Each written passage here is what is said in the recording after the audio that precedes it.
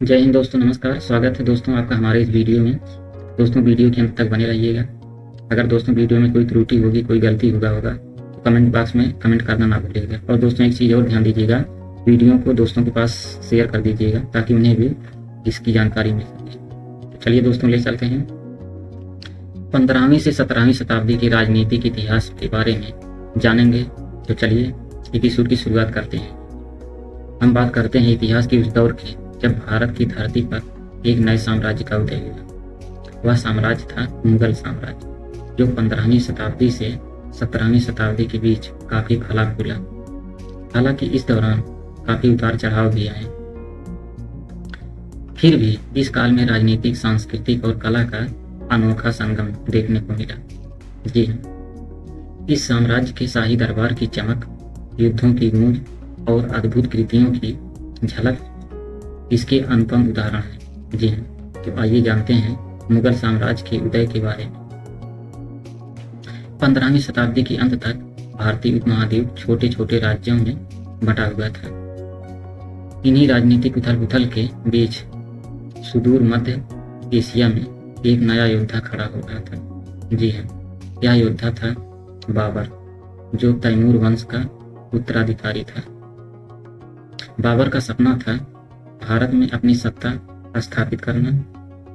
तो वहीं 1526 में पानीपत की पहली लड़ाई में बाबर के सपने को साकार किया। जी हाँ, इस लड़ाई में उसने इब्राहिम लोदी को हराया और मुगल साम्राज्य की नींव रखी।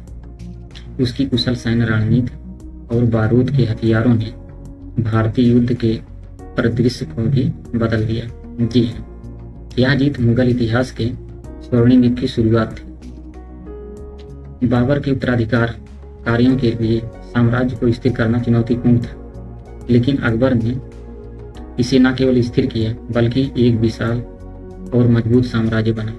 जी हाँ, अकबर सिर्फ एक योद्धा नहीं था बल्कि एक दूरदर्शी शासक भी था। अकबर उन्होंने धार्मिक सहिष्णुता की नीति अपनाई और जजिया जैसे कर को खत्म किया।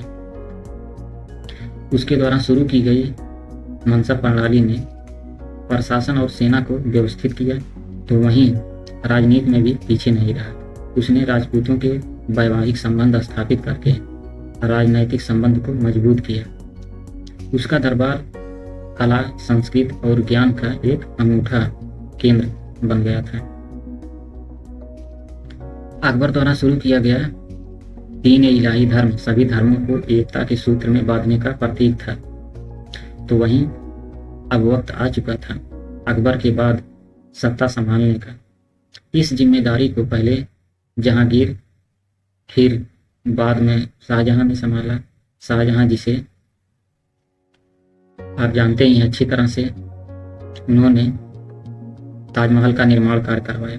अपनी बेगम मुमताज महल की याद में बनवाया था, जो दुनिया के 7 अजूबों में से एक गिना जाता है। शाहजहां का शासनकाल आर्थिक और सांस्कृतिक समृद्धि का काल था, जो मुगल दरबार की भव्यता को विश्व में प्रसिद्ध दिलाती है। इसके शासनकाल में लाल किला, जामा मस्जिद जैसे शानदार स्मारक भी बनाए गए। शाहजहां के काल में क्या आपको पता है मुगल साम्राज्य का विस्तार किसके शासनकाल में हुआ था? अगर नहीं तो इसका जवाब औरंगजेब ने न केवल मुगल साम्राज्य का विस्तार किया बल्कि मुगल साम्राज्य को चरम तक पहुंचाया। लेकिन उसकी नीतियां काफी विवादास्पद थी। उसने कठोर धार्मिक नियम लागू किए और लगातार दोस्तों सैन्य अभियानों पर ध्यान केंद्रित किया, लम्मार काट किया। इसकी इन नीतियों ने क्षेत्रीय शक्तियों जैसे मराठा, सिख को जन्म दिया।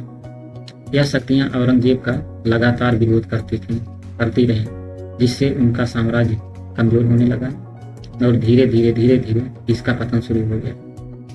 मुगल दरबार केवल राजनीतिक का केंद्र नहीं था बल्कि यह संस्कृति और कला का भी संगम था। दरबार में फारसी कवि, भारतीय शिल्पकार और संगीतज्ञ का जमावड़ा होता था। दरबार में मिनिएचर पेंटिंग, जड़ाऊ गहने और भव्य महलों ने इनकी लोकप्रियता को दर्शाया। इसकी भव्यता देखने लायक होती थी। रेशमी कालीन, नगीने, जड़ी सिंहासन और सोने चांदी से सजी दीवारें। यहाँ की बैठकें जिन्हें दरबार कहा जाता था, बादशाह अपने दरबारियों से मिलते थे और साम्राज्य की नीतियां बनाते थे। तो अब बात करते हैं मुगल साम्राज्य की विरासत की। तो इस साम्राज्य ने भारत की संस्कृति, कला और प्रशासन में अमिट छाप छोड़ी। उनकी स्थापत्य कृतियां और ताजमहल, फतेहपुर सीकरी और लाल किला आज भी विश्व धरोहर स्थल है। उनकी प्रशासनिक प्रणाली, विशेष रूप से राजस्व संग्रहण और सेना का संगठन, आधुनिक भारतीय प्रशासन की नींव मानी जाती है। हालांकि 18वीं शताब्दी में मुगलों का पतन हो गया, लेकिन उनकी विरासत आज भी भारतीय समाज में जीवित है।